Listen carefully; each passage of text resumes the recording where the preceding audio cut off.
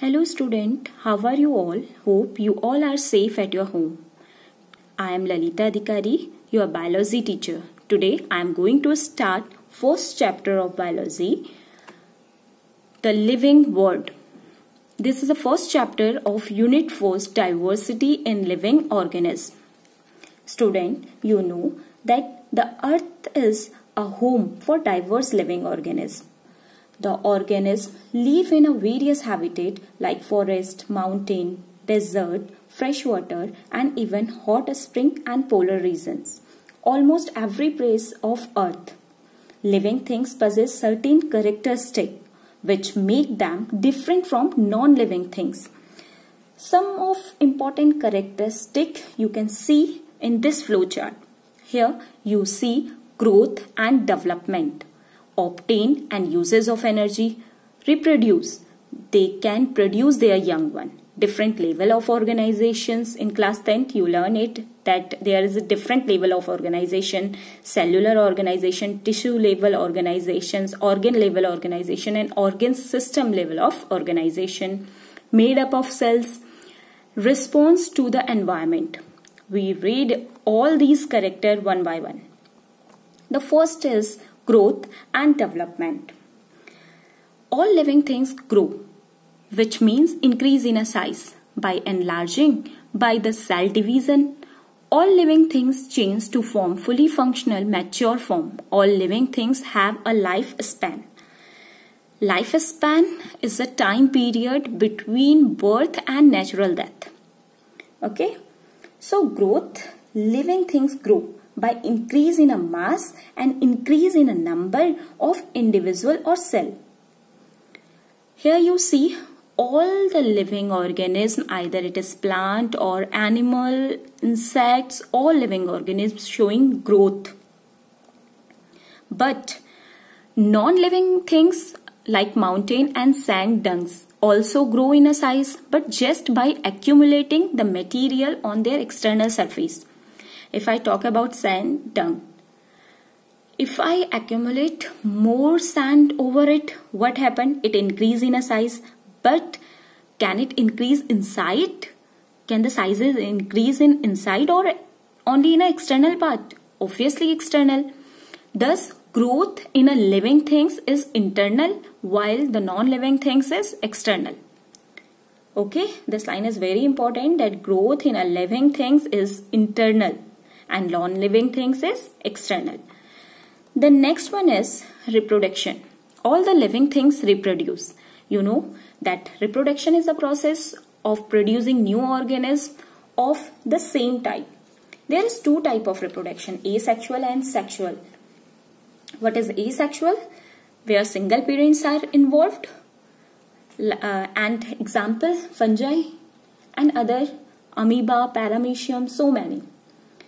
Because if we talk about fungi spread and multiply very fast by producing millions of asexual spores. And second one is sexual reproduction, where two parents are involved. And you know that we are also an example of sexual reproductions. Humans, some animals and plants, flower bearing plants are also an example of sexual reproduction.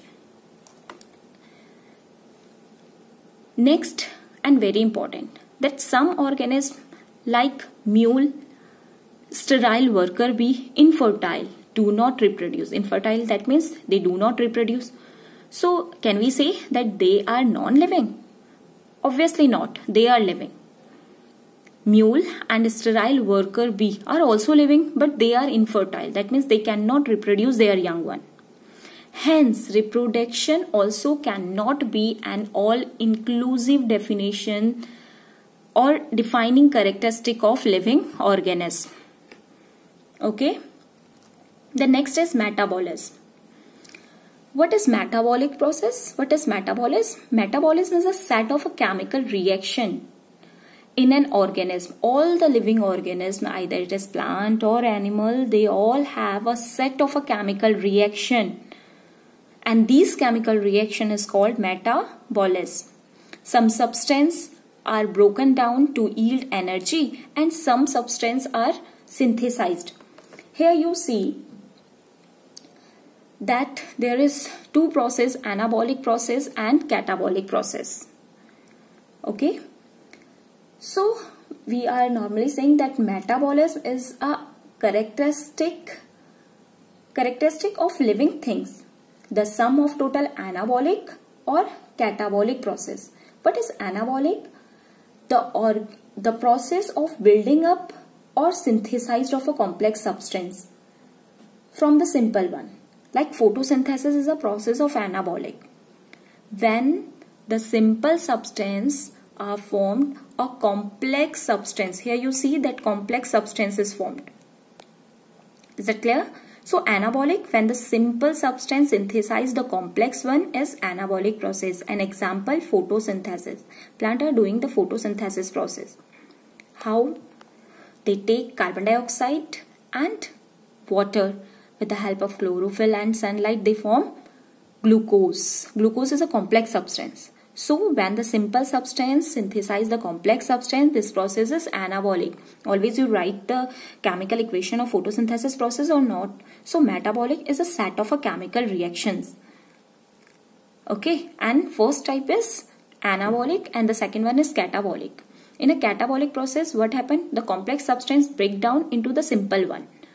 For example, we take the food and our body absorb it into the simpler substance. So this process is catabolic. Catabolic process when complex converted into the simple one. Anabolic when simple one synthesize the complex one. Okay. So this is all for today. We will discuss the cellular organization in next video. This is all for today. Thank you.